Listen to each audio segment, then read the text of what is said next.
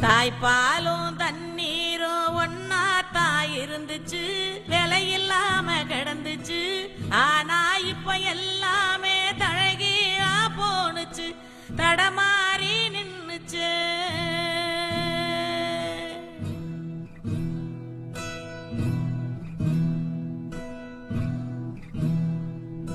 நிலாவுல தண்ணீர் இருக்கான்னு தேடுறோம், ராக்கெட்ட ஏவுறோம், குடிநீர பூமியில வியாபாரம் பண்ணுறோம்.